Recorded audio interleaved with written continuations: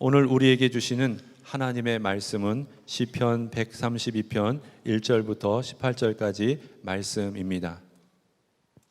주님, 다윗을 기억하여 주십시오. 그가 겪은 그 모든 역경을 기억하여 주십시오.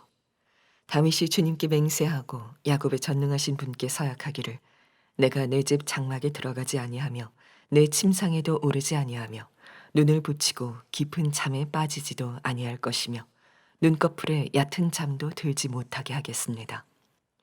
주님께서 계실 장막을 마련할 때까지 야곱의 전능하신 분이 계실 곳을 찾아낼 때까지 그렇게 하겠습니다 하였습니다. 법궤가 있다는 말을 에브라다에서 듣고 야알의 들에서 그것을 찾았다. 그분 계신 곳으로 가자. 그 발 아래에 엎드려 경배하자. 주님 일어나셔서 주님께서 쉬실 그곳으로 드십시오. 주님의 권능 깃들인 법궤와 함께 그곳으로 드십시오. 주님의 제사장들이 의로운 일을 하게 해주시고 주님의 성도들도 기쁨의 함성을 높이게 해주십시오. 주님의 종 다윗을 보시고 주님께서 기름 부어서 세우신 그 종을 물리치지 말아주십시오. 주님께서 다윗에게 맹세하셨으니 그 맹세는 진실하여 변하지 않을 것이다. 내 몸에서 난 자손 가운데서 한 사람을 왕으로 삼을 것이니 그가 보좌에 앉아 내 뒤를 이을 것이다. 만일 내 자손이 나와 더불어 맺은 언약을 지키고 내가 가르친 그 법도를 지키면 그들의 자손이 대대로 내 뒤를 이어서 내 보좌에 앉을 것이다. 주님께서 시온을 택하시고 그곳을 당신이 계실 곳으로 삼으시기를 원하셔서 이렇게 말씀하셨다. 이곳은 영원히 내가 쉴 곳, 이곳을 내가 원하니 나는 여기에서 살겠다. 이 성읍에 먹거리를 가득하게 채워주고 이 성읍의 가난한 사람들에게 먹거리를 넉넉하게 주겠다. 제사장들로 의로운 일을 하게 하고 성도들은 기쁨의 함성을 지르게 하겠다. 여기에서 나는 다윗의 자손 가운데서 한 사람을 뽑아서 큰 왕이 되게 하고 내가 기름 부어 세운 왕의 통치가 지속되게 하겠다. 그의 원수들은 수치를 당하게 하지만 그의 면류관만은 그의 머리 위에서 빛나게 해주겠다. 시편 132편은 성전을 향하여 가는 순례자들이 성전을 갈망하던 다윗의 심정으로 노래했던 노래입니다. 성경에 나오는 많은 사람들 중에 다윗처럼 하나님의 성전을 사모하고 주님을 갈망했던 사람은 아마 찾기 어려울 겁니다. 다윗이 이스라엘의 왕이 되었을 때 그때 다윗의 마음의 가장 아쉬움은 여호와의 법궤가 예루살렘에 있지 않았다는 것입니다. 그래서 여호와의 법궤를 찾으려고 얼마나 그가 사모했는지를 3절부터 5절까지의 구구절절 나옵니다. 내가 내 집 장막에 들어가지 아니하며 내 침상에도 오르지 아니하며 눈을 붙이고 깊은 잠에 빠지지도 아니할 것이며 눈꺼풀에 얕은 잠도 들지 못하게 하겠습니다. 주님께서 계실 장막을 마련할 때까지 야곱의 전능하신 분이 계실 곳을 찾아낼 때까지 그렇게 하겠습니다. 여러분이 짤막한 구절 중에 다윗이 이렇게 하나님을 사모하고 또 성전을 갈망하는 사람이구나 하는 것이 이렇게 확 느낌이 오잖아요. 이렇게 믿는 것이었구나. 그래서 하나님이 다윗을 그렇게 사랑하셨구나 하는 것도 알 수 있죠. 여호와의 법궤가 어디 있는지를 자꾸 찾다가 법궤를 찾게 됩니다. 그때의 심정을 6절 7절에서 이렇게 말합니다. 법궤가 있다는 말을 에브라다에서 듣고 야알의 들에서 그것을 찾았다. 그분 계신 곳으로 가자. 그 발 아래 엎드려 경배하자. 정말 다윗은 하나님께 경배하는 일, 그리고 하나님의 성전을 사모하는 마음이 간절했던 사람입니다. 8절부터 10절까지는 솔로몬이 성전을 짓고 난 다음에 봉헌식 때 드렸던 기도인데 그것은 그대로 다윗의 심정이었습니다. 여호와의 법궤를 예루살렘으로 모시고 올 때 그때 다윗의 심정 그대로를 담아서 하나님께 올려드린 기도문입니다. 8절부터 10절입니다. 주님 일어나셔서 주님께서 쉬실 그곳으로 드십시오. 주님의 권능 깃들인 법궤와 함께 그곳으로 드십시오. 주님의 제사장들이 의로운 일을 하게 해주시고 주님의 성도들도 기쁨의 함성을 높이게 해주십시오. 주님의 종 다윗을 보시고 주님께서 기름 부어서 세우신 그 종들을 물리치지 말아 주십시오. 다윗이 이렇게 하나님의 성전을 사모하고 주님을 사모했기에 하나님께서 다윗에게 맹세하십니다. 아주 엄청난 복을 약속하십니다. 그 내용이 11절부터 18절까지 내용입니다.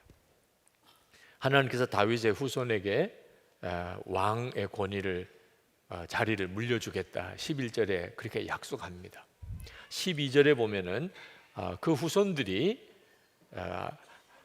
하나님의 약속을 지키고 하나님의 법도를 지키면 그 왕위가 계속 이어질 것이라고 약속합니다.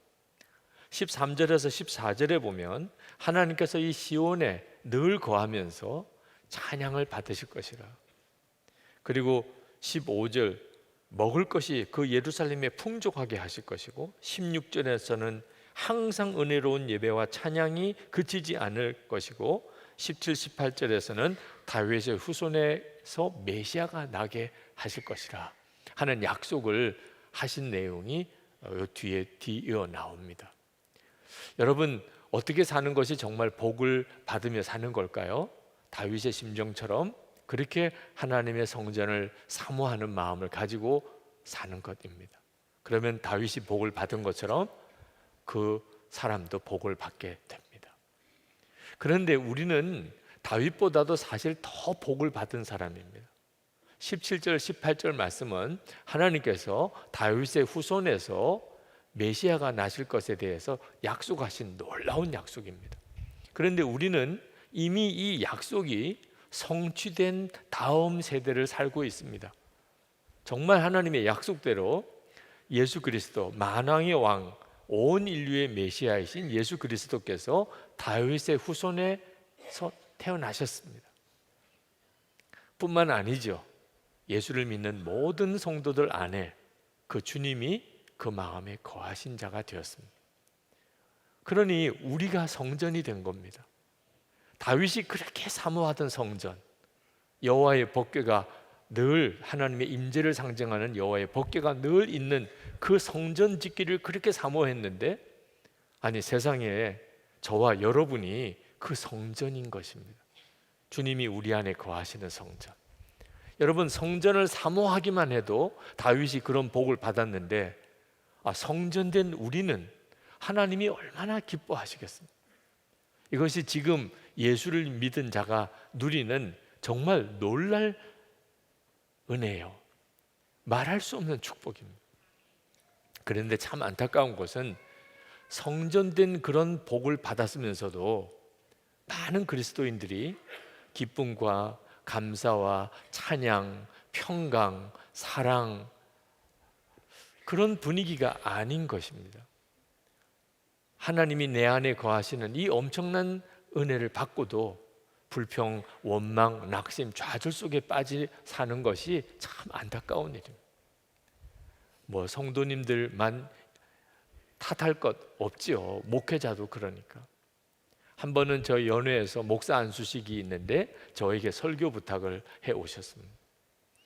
설교 준비는 해야 되는데 목회가 그렇게 쉬운 일은 아니거든요. 힘들다는 말도 툭툭 나오고 지쳤다는 말도 나오고 어렵다는 말도 나오고 점점점 목회하기가 어려워지는 시절로 바뀌어져 가서 목회자들을 만나면 그런 한탄과 어려운 이야기를 많이 하고 듣습니다. 자, 그러니 목사 안수 받는 게 그게 정말 복인가요? 아니, 목사가 되어서 사역하는 게 이렇게 힘든데 이제 목사 안수 받는 사람에게 어떻게 축복의 말을 내가 할 수 있을까? 설교 준비하는 게 너무너무 어렵더라고요. 그런데 기도하는 중에 제가 얼마나 잘못 생각하고 있었는지를 주님이 깨우쳐 주셨어요.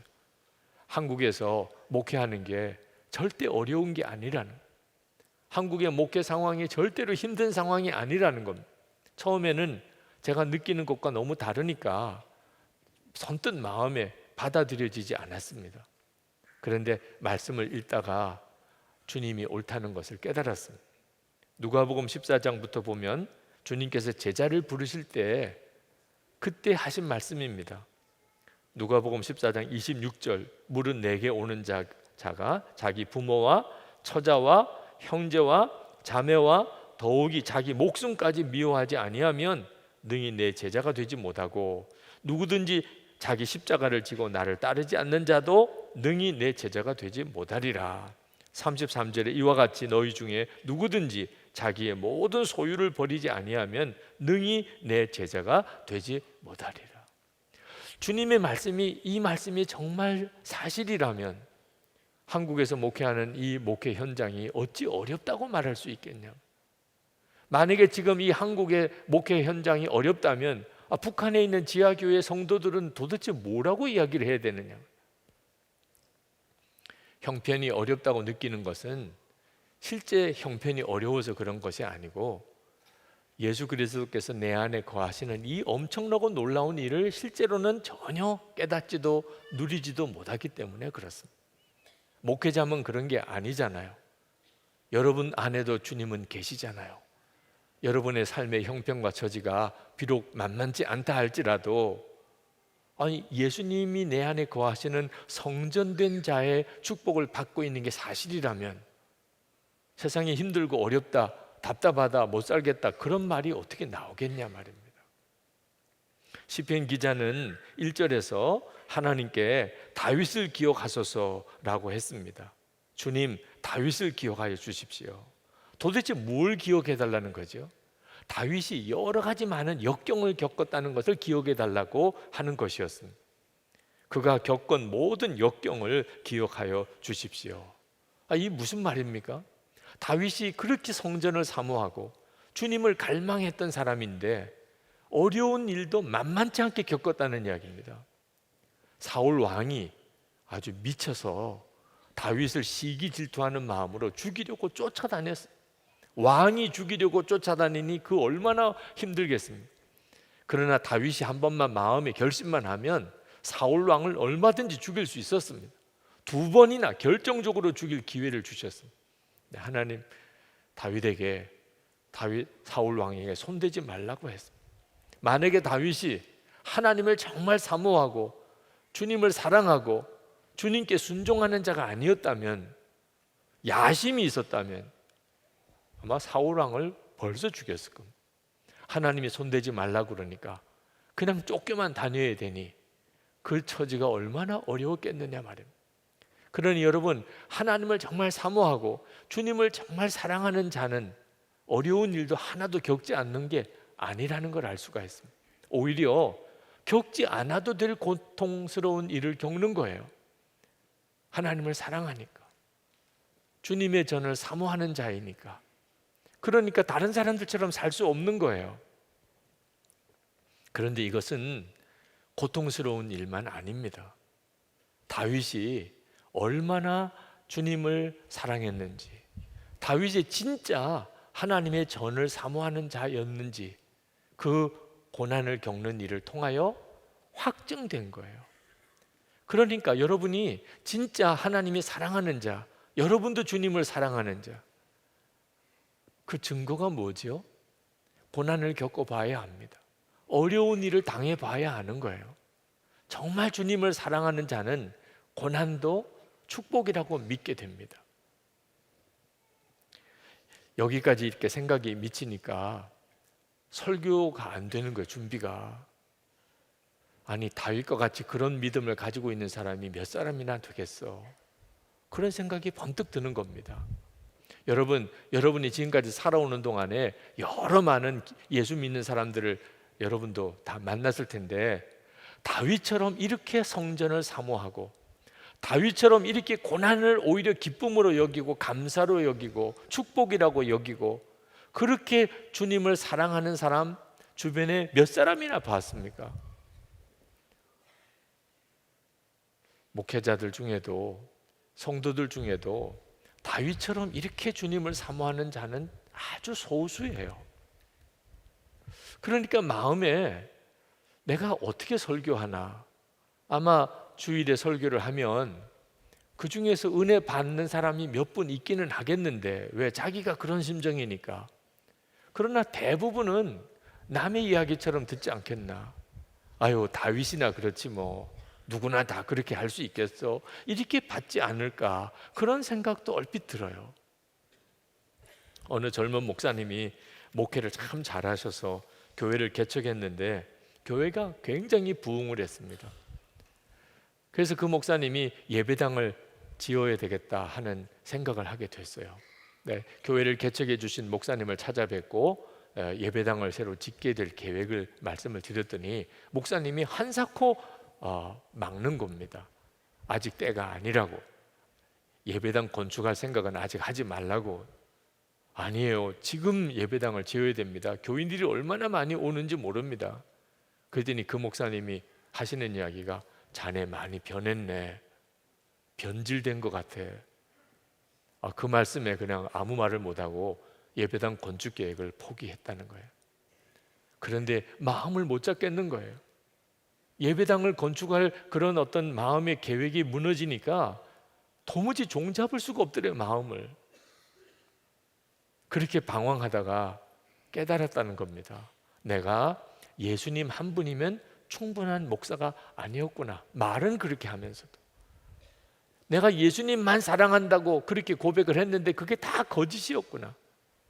나는 내 마음속에 내가 하고 싶은 대로 하고 싶어. 어떻든지 하여튼 교회를 크게 부흥시켜서 목회 잘한다는 명성을 좀 듣고 싶은 그런 야심이 나를 움직이고 있었구나. 그걸 깨달았다는 거예요. 제가 그 목사님의 이야기를 들으면서 참 목회자도 어쩔 수 없이 이런 인간적인 약심으로 겉으로는 하나님의 영광을 위한다고 하면서도 다 자기 욕심, 자기 체면, 자기 이름을 날리려고 하는구나. 그 사실에 대해서 동감하면서도 참 귀하게 여겨지더라. 그걸 깨달을 수 있다는 것 자체도 참 대단한 일이거든요. 안타깝게도 얼마나 많은 사람들이 실제로 정말 다윗처럼 주님을 사모하고 주님을 사랑하고 그리고 철저히 주님께만 순종하는 사람 찾아보기가 참 어려워요. 그러니 이거 어떻게 해야 되나 하는 생각이 들더라. 다윗과 같은 마음을 가지고 있는 분 오늘 이 자리에 얼마나 되실까요? 어떤 분은 그런 분이 있으세요, 실제로. 정말 귀한 분. 그러나 안타깝게도 그렇지 못한 분들이 더 많아요. 근데 그때 하나님께서 제 마음에 또 깨우쳐 주셨어요. 예수님을 믿는 사람이라면 주님을 사모하는 마음이 없는 사람이 한 사람도 없다. 제가 그때 얼마나 저 자신이 어리석게 느껴졌는지, 하나님 앞에 정말 얼마나 회개했는지 모릅니다. 예수를 믿는 것은 그저 종교를 하나 가진 게 아닙니다. 정말 생명이신 예수 그리스도께서 그 마음의 중심에 오셨기에 예수를 믿는 거예요. 예수님의 생명이 그 마음의 중심에 오셔서 그도 살아있는 생명을 가진 성도가 되었다면 주님을 사모하는 마음이 없을 수가 없는 겁니다. 그가 예수를 안 믿으면 모르지만 예수를 믿는다면 주님을 사모하는 마음이 없는 사람이 있을 수가 없는 거죠. 물론 주님을 사모하는 마음에 차이는 있을 수 있습니다. 어떤 사람은 아주 주님을 사모하는 마음이 작아서 본인도 잘 느끼지 못할 수도 있고, 어떤 사람은 아주 큰 열매 같아서 주위 사람들 다 알 수 있는 사람, 차이는 있을 수 있지만 주님을 사모하는 마음이 없는데 예수를 믿는 사람이 있을 수 있겠습니까? 사과가 이제 간 맺히는 작은 그런 사과 열매나 아주 탐스러운 사과 열매나 사과는 사과지요. 여러분이 진짜 예수를 믿으신다면 여러분 안에 주님을 사모하는 마음이 다 있습니다. 그렇지 않습니까? 오늘 이렇게 예배당에 오셔서 예배를 드리신다면 인터넷으로 또는 녹화로 이 말씀을 듣는 이들, 여러분들 안에 주님의 생명이 있다면 주님을 사모하는 마음이 없을 수가 없어요. 여러분, 그 주님을 붙드셔야 합니다. 여러분이 진짜 붙잡아야 될 것이 여러분 안에 계신 주님이십니다. 주님을 사모하는 마음을 여러분이 절대로 작게 생각하면 안 됩니다. 아주 작은 상태에 있어도 그것이 빨리 자라도록 해야 됩니다. 여러분 언젠가는 여러분 혼자 될 때가 옵니다.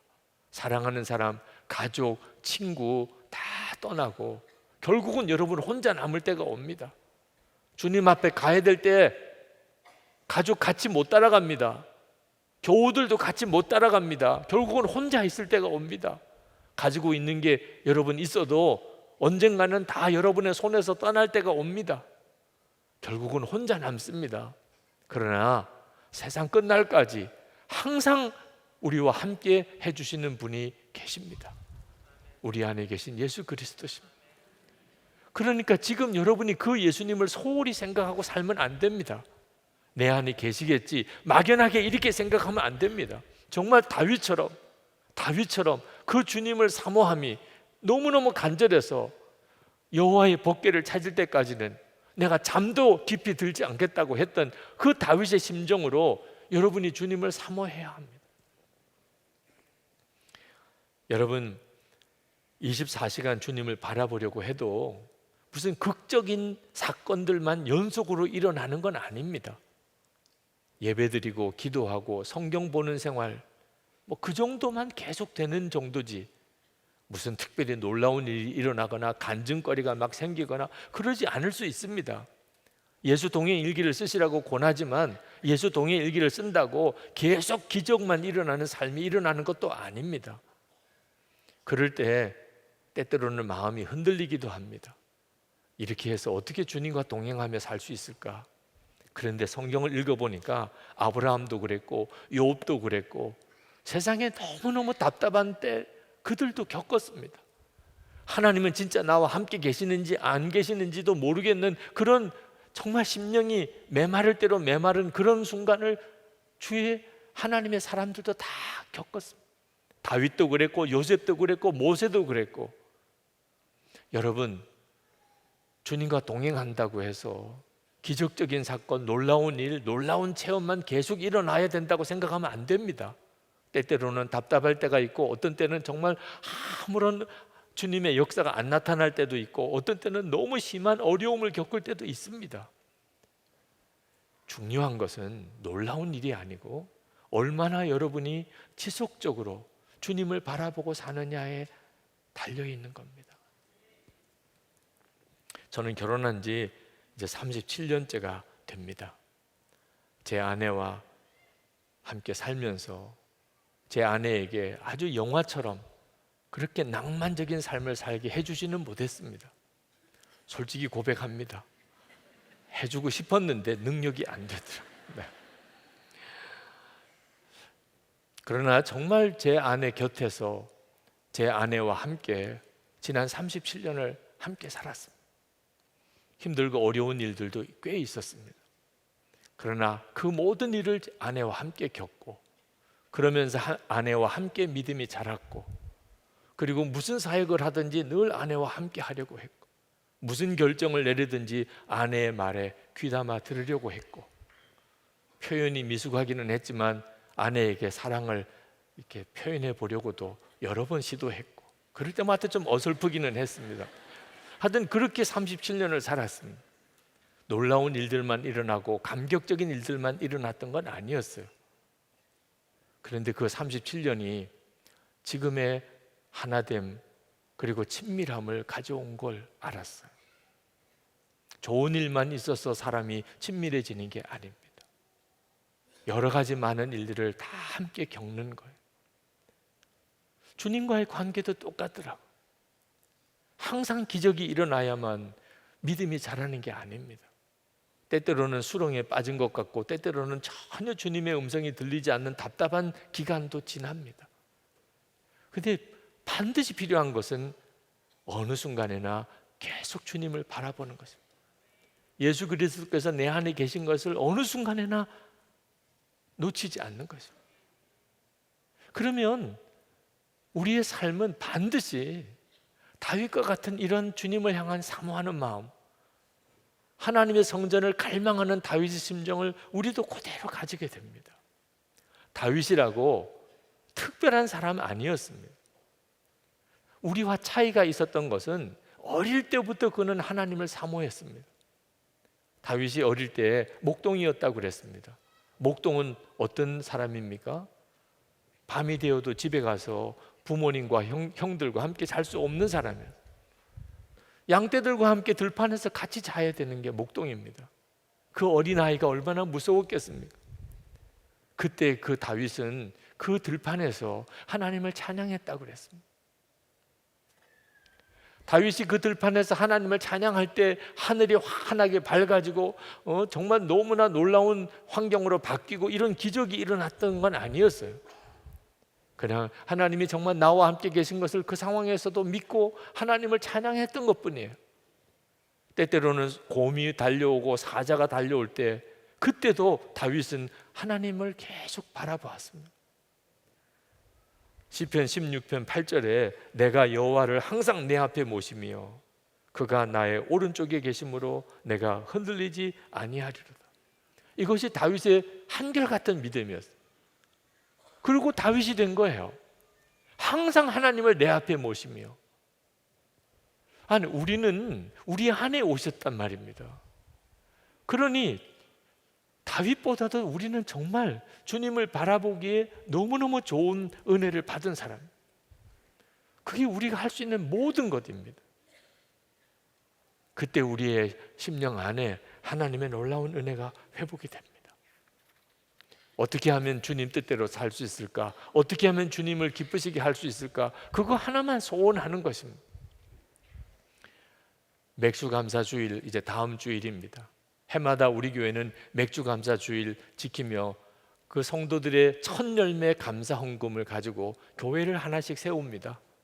지금까지 7교회를 세웠습니다.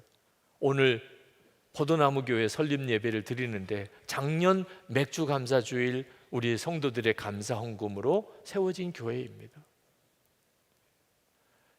분리개척교회를 맥주감사주일 감사 헌금을 가지고 그렇게 설립하면서 교회가 재정적인 훈련을 아주 때때로는 심하게 받습니다. 한 400명 가까운 성도들이 분리개척교회 형제교회로 해마다 파송을 나갑니다. 그분들이 다 헌신적이고 순종하고 주님을 사랑하는 교인들입니다. 그러니 그 400명 정도가 나가면 연말 연초에 교구나 교회 모든 조직에 대혼란이 일어납니다. 속장 하시던 분, 국장 하시던 분, 그런 분들이 다 나가니까 교회 재정 살림도 아주 빠듯하게 움직여가는 어려움을 겪습니다. 어떤 때는 내가 괜한 일을 했나 그런 생각이 들 때도 있습니다. 이렇게 힘들어하고 이렇게 어려운데 그때마다 항상 생각해 봅니다. 이것이 하나님이 기뻐하시는 일인가? 힘들기는 해요. 괜히 했다는 생각이 들 때도 있어요.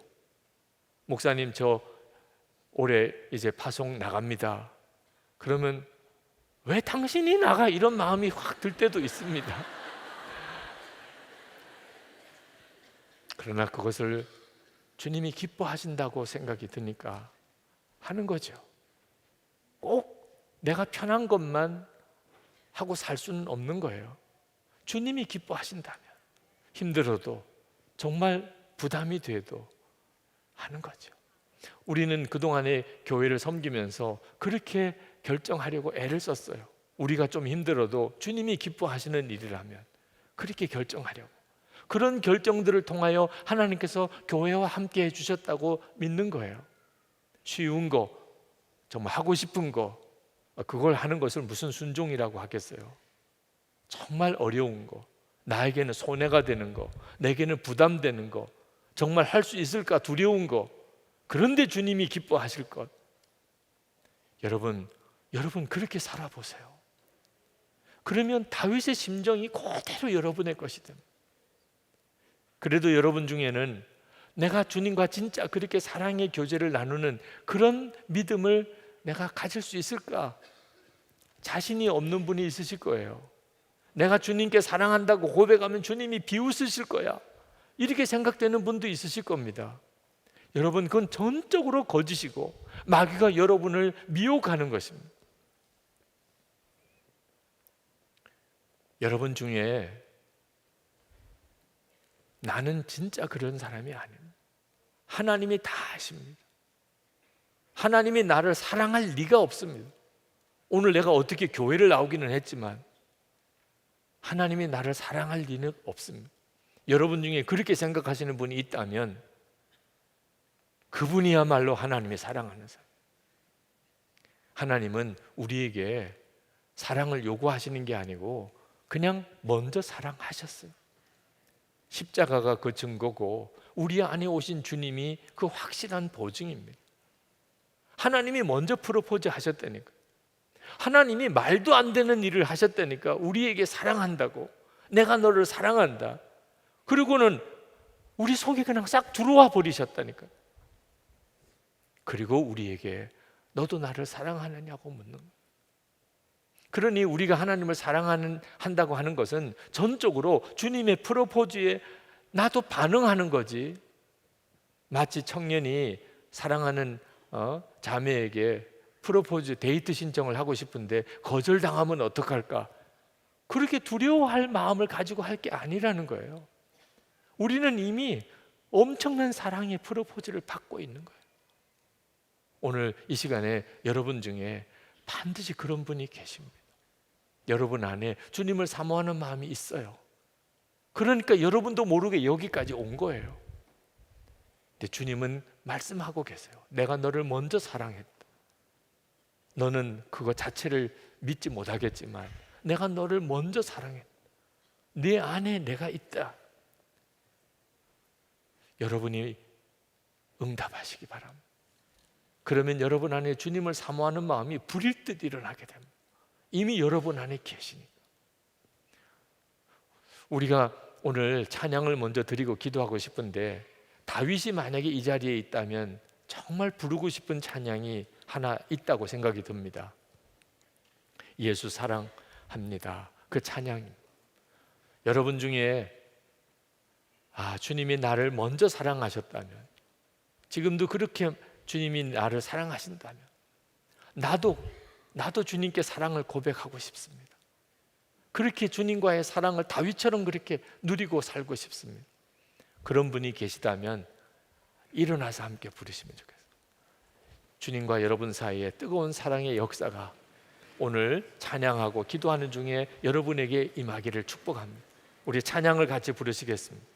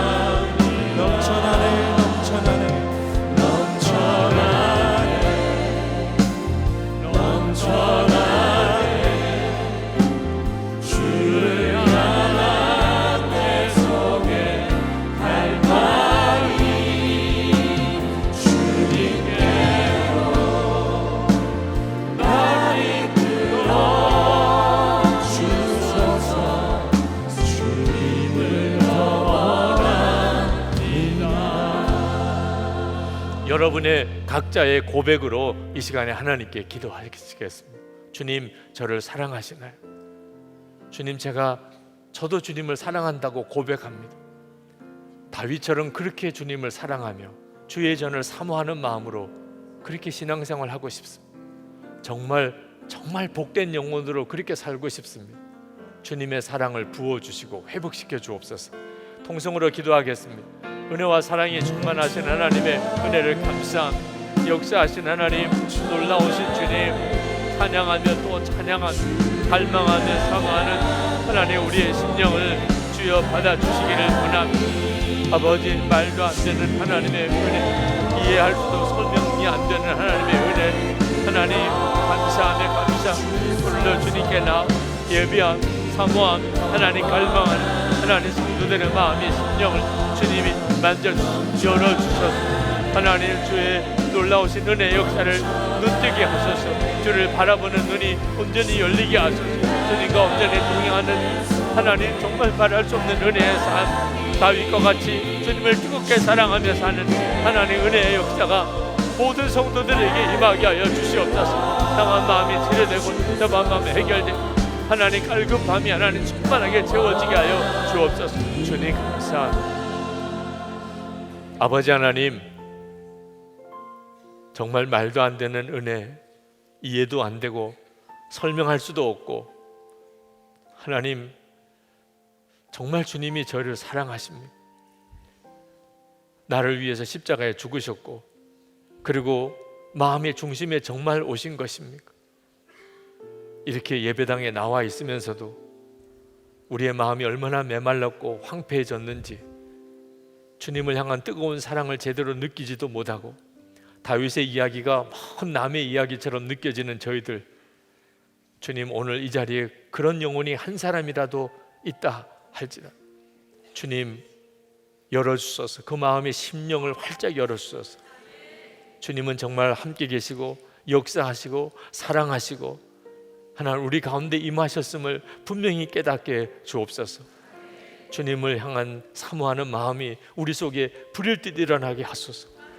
하나님, 아직은 너무 적어서 때때로 우리 스스로도 느끼지 못할 정도이지만 이 시간에 주의 성령으로 역사하소서. 하나님, 주님을 뜨겁게 사모하는 갈망으로 우리가 우리의 삶을 살아가기 원합니다. 가정에서나 일터에서나 성도들과 함께 교회를 섬기거나 우리가 어디서 무엇을 하든지 하나님 다윗과 같은 그 심령으로, 그 마음으로, 그 믿음으로 그렇게 주님 앞에 쓰임 받기를 원합니다. 오늘도 사모함, 갈급한 마음 있는 이들을 주님이 받아주신 줄 믿습니다. 숨어있는 영혼이 있습니까? 아직도 심령이 얼어붙어 있는 영혼이 있습니까? 아직도 믿어지지 않아서 주저하는 이가 있습니까? 주님 만져주소서. 그를 향한 하나님의 놀라운 계획을 알게 하소서. 하나님, 전심을 다하여 하나님께 감사의 예물을 주님께 올려드렸습니다. 하나님을 정말 사랑합니다. 주님을 정말 사모합니다. 하나님 기뻐하는 뜻대로 살기 원합니다. 하나님, 육신에 병든 이들 있으면 깨끗하게 고쳐주소서. 하나님, 아직도 방황하고 믿음이 없는 가족들을 다 구원해 주소서. 성도들이 기업이 그저 먹고 있고 사는 정도가 아니고 베풀고 나누고 돕는 하나님의 복의 통로가 다 되게 그렇게 복을 주시옵소서. 하나님, 저희들의 삶 속에 하나님 나라와 민족을 위한 귀한 사명을 주신 하나님, 교회를 세우시고 성도들을 일으키셔서 이 나라가 하나님의 말씀의 법도에 떨어지지 않게 하시고 하나님을 기쁘시게 하는 나라 되게 하소서. 우리 민족이 진정으로 복음으로 통일되게 하소서. 판문점에서 어떤 일이 어떻게 진행되는지 우리는 알 수가 없으나 역사는 하나님이 주관하시는 것을 믿습니다. 북한의 주민들에게 자유의 복음이 전해지게 해 주옵소서. 김국기 목사님, 김정국 목사님, 최충일 선교사님 속히 이제는 석방되게 하시고 탈북자를 돕기 위해서 붙들려 있는 중국의 온성도 목사님 비롯한 주의 종들에게 자유를 주소서. 탈북자들에게 구원의 길, 살 길을 열어주소서. 선교사님들 하나님의 은혜의 손에 오늘도 붙드소서. 그 가족들을 지키소서. 하나님 환난 중에 지키소서. 영적으로 주님 충만한 은혜로 부으소서. 주의 일 감당할 수 있는 힘이 항상 있게 하옵소서. 우리 주님의 크신 은혜와 아버지 하나님의 사랑하심과 보혜사 성령의 교통하심이 예배하고 돌아가는 모든 성도들과 함께 하시기를 축원하옵나이다. 아멘.